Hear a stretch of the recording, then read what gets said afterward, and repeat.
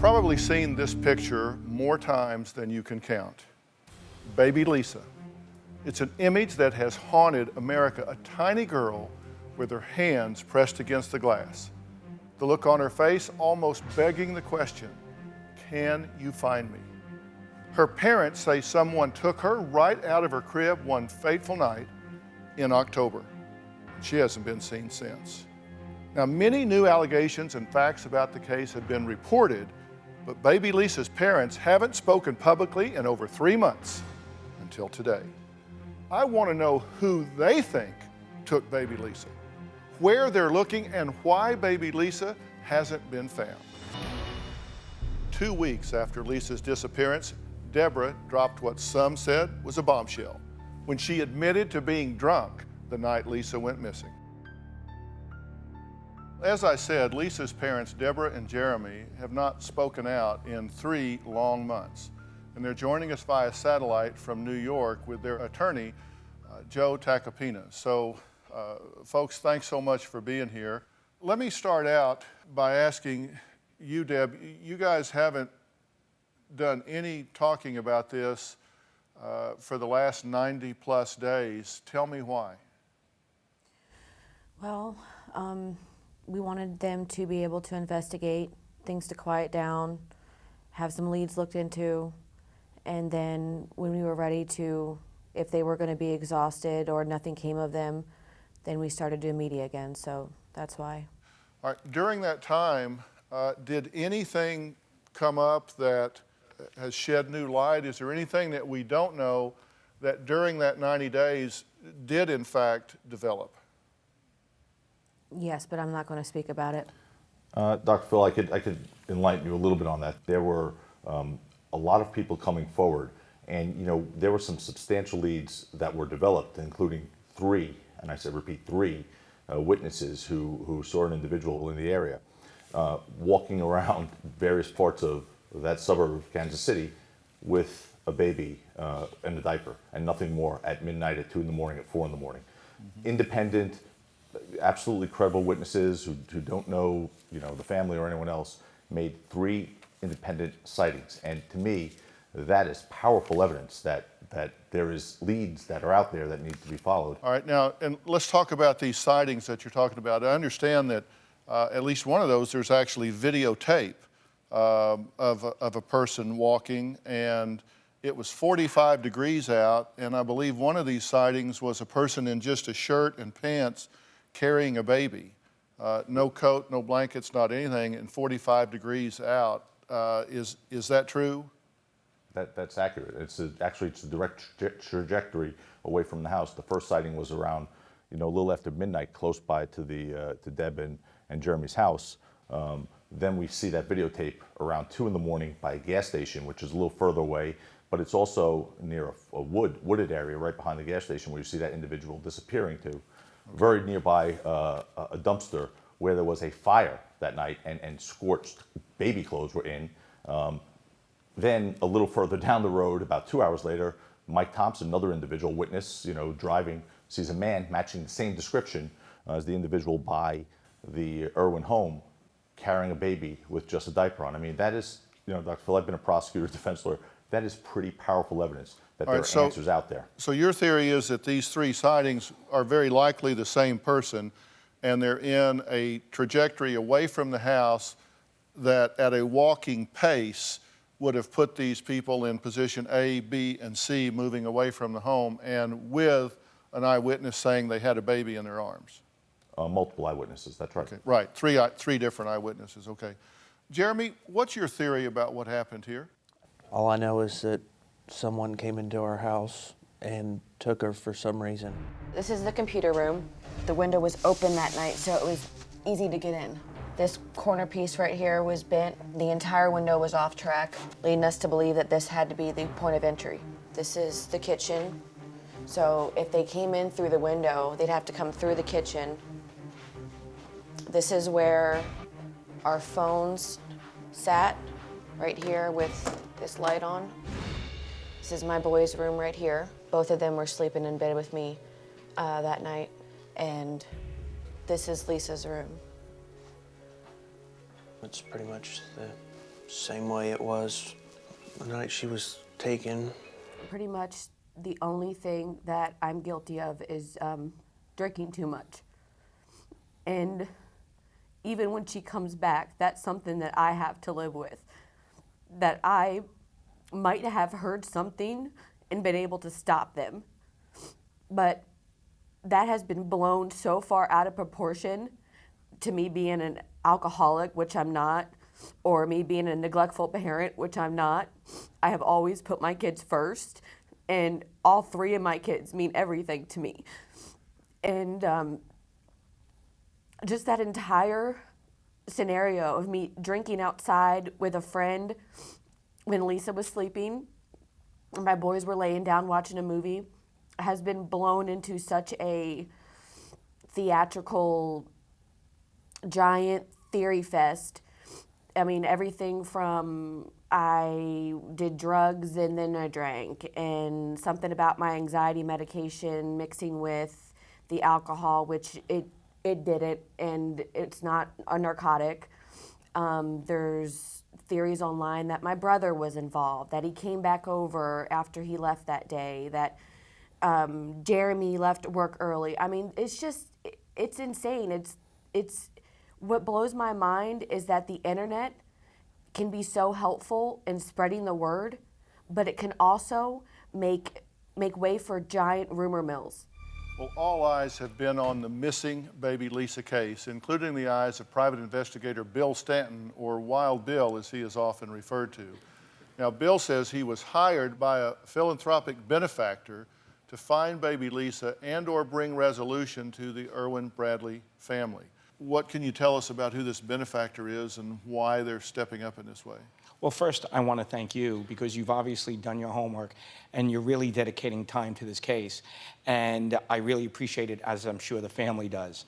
The anonymous benefactor, it is a female and she's a philanthropic person, and there is a connection to a family member of the Irwin family.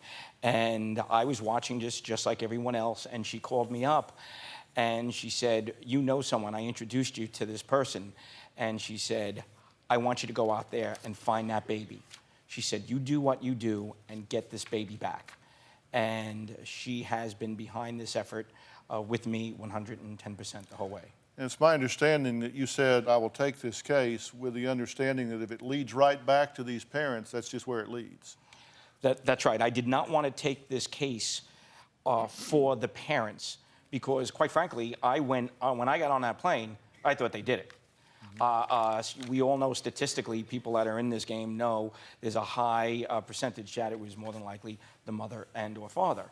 And I said, I will take the case if my client is the truth, and I will go where that takes me. And it's important to note, when I first got boots on the ground and I met the Irwin family, both Jeremy and Deborah, I said to them, sat on the couch and looked them right in the eye, and I said, "I'm not here for you. I'm here for Lisa. And if that takes me to you as the guilty party, I'm going to come for you." And without hesitation, they said, "Help us find our baby." You said whenever you got on the plane, you thought they did it. Yes. Investigators are human beings. We all go in with our inherent prejudices. But fact patterns are fact patterns. Facts are facts. Timeline is timeline. And the deeper I drill down into this case, the more it comes from outside the home. Deb, the police came in with cadaver dogs. And it has been reported that they had a hit in the bedroom on the rug in the master bedroom, where you say you fell asleep. So what actually took place there, and what do you have to say about the fact that they say the cadaver dogs had a positive hit? Well, I'll let Joe take this, but I want to say this first, that nothing is missing from my bedroom where the supposed hit happened. They didn't take not a thing from my room. That carpet that everybody's seen on the news being hauled up from the bottom of my driveway came from the barn in the back of the house. So if a cadaver dog hit, why didn't they take anything with them? Why is there no evidence? We brought in the nation's #1 cadaver dog expert, if you will, and what he told me is that there's no such thing as a hit for a dead body. What a cadaver dog can detect is basically dead skin cell or deteriorating or not living DNA. And so what the expert told me was if there was a diaper in that room when she changed her baby's diaper and some fecal matter got onto the rug, even the slightest bit, not even detectable by the human eye, that is enough to cause a dog to wag his tail or do what he does. Bill, what's your theory? What happened to Well, you? Doc, I have a multitude, and they'll be talking heads, and they'll stay focused on Deborah. They'll say she's guilty, she did it. And my counter to that is, okay, tell me how. And guess what? You hear crickets. What I look at is I'm looking at a character who had been known to break into houses, guess how? Through windows. So, and we don't know if it's just one person. I think someone either went through the window or the door and they saw a crime of opportunity. I think they saw that Jeremy's work van was gone and it was frequented by someone that would see the patterns and want more than a homeless person or a petty criminal. And I think they saw the phones and they take cash and carry and they saw that child. And that child was taken for a reason. And you don't take a child to, at that age, to abuse it. You take it to covet it or to sell it. And that's where my head's at. So, come on, what's the theory? As to, if all of this is true, if we've got 3 independent eyewitnesses with a matching description of this person, come on, why are they not doing something? Well, I'd like to believe, I'm not going to condemn any law enforcement. I like to believe they know stuff that we don't. I wish they would share it, but that's their call. It's obviously, by law enforcement, my guess would be a cold case. So release what you have, but that's up to them. Deb and Jeremy, do you have any questions for me? It's really, really hard because every day I wake up and I think about her, and when I go to sleep I think about her, and it's almost everything I can do to stay sane. And then my boys, they talk about her all the time and they ask about her, and I just keep telling them, you know, we're never going to stop looking, we're going to find her, she's coming home, I just don't know when. And my question is, when they do bring it up and they talk about her, how do I help them get through this? Because I'm really scared that this is going to do permanent damage to them. And even when she comes home, I know they're going to need therapy, and we're going to have to work together to bring our family back as a unit and try to find normalcy again someday. But what do I do in the meantime to help them get through all this? Well, you're asking a very relevant question, and you're quite right. You guys are hoping for a new normal because when something like this has happened to you, normal as you knew it is a thing of the past. And what I would encourage you to do with these boys is to be open about this. I would have pictures of her around the house. If they want to cry about her, that's okay. You shouldn't hide your tears. You also want to celebrate her as well and let them tell funny stories. And you don't want to focus just on the pain of her missing, but also on the celebration of her life. Honor her memory and pray that she's going to return, but you've got to have an open dialogue with them about this. And Deborah, you do feel guilty if you're not thinking about her for a minute, don't you? Yeah, all the time. And you might find yourself laughing at something silly that's on television in the background or something. You go, oh my God, how could I do that? You could do it because there's a part of us that finds a way to strike a balance so we can survive our suffering. Now, you shared with us some never-before-seen photos when baby Lisa was first born. And I do want to honor her and focus on her some. Let's take a look at these pictures and talk to me about what your feelings were at that time and what your hopes and dreams were. What did you think when you held her in your arms for the first time? How lucky I was. How beautiful she was. How I've always wanted a little girl and I finally got her. Do you have a story or a question for me? Click the link in the description and tell me what in the world is going on.